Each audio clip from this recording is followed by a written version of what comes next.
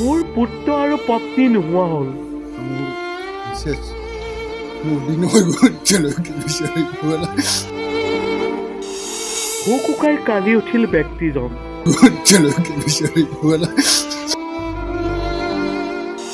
মোৰ পত্নীৰ বয়স ২৬, পুত্ৰৰ বয়স ৬। মোক ল'ৰা আৰু পত্নীক লাগে।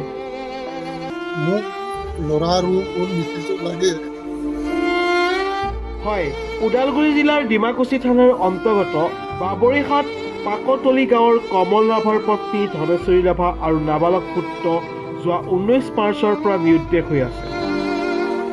বিভিন্ন ঠাইত বিচাৰ খোচাৰ কৰিও সোণসূত্ৰ উলিয়াব পৰা নাই। এতিয়া অসহায় হৈ পৰিছে দুৰ্ভগীয়া স্বামী কমল ৰাভা আৰু পিতৃমাতৃ। সেয়ে কোনো সদাশয় ব্যক্তিয়ে কমল ৰাভাৰ পত্নী ধনেশ্বৰী ৰাভাক সন্ধান পালে খবৰ দিবলৈ জনাইছে। এই সম্পৰ্কত যোগাযোগৰ দুটা ফোন নম্বৰ দিছে। নম্বৰ দুটা হ'ল 881287636 আৰু 9365259382।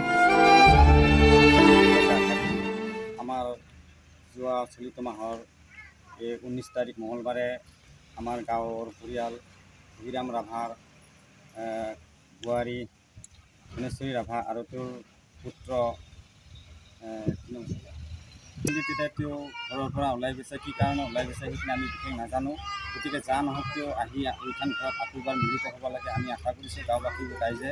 গতিকে যা নহওক কিবা যদি ভুলবশত হৈছে ক্ষমা কৰি দিব লাগে আৰু আলোচনা মাধ্যমেৰে তেওঁ এইখন ঘৰতে আহি থাকিব লাগে। আমি সেইখিনিকে আশা কৰি আমি সকলোকে জনাইছোঁ। লগতে আমাৰ গাঁওবাসী পৰিয়ালে সেৱাটো জনাইছে। গতিকে ভুল হ'লে ক্ষমা কৰি দিব। মই আপোনালোকৰ মাধ্যমেদি এটাই কথা অনুৰোধ জনাব বিচাৰিছোঁ যে যোৱা 19 তাৰিখ মঙলবাৰে শ্ৰী কমল ৰাভাৰ পত্নী ধনেশ্বৰী ৰাভা নিৰুদ্দেশ হৈছে। সেয়েহে বহুত বিচাৰ খোচাৰ কৰিছে যদিও এতিয়ালৈকে কোনো সংসূত্ৰ নাপাত পৰিয়ালটোৱে অবাক হৈ মানে আশাৰে বাট চাই আছে।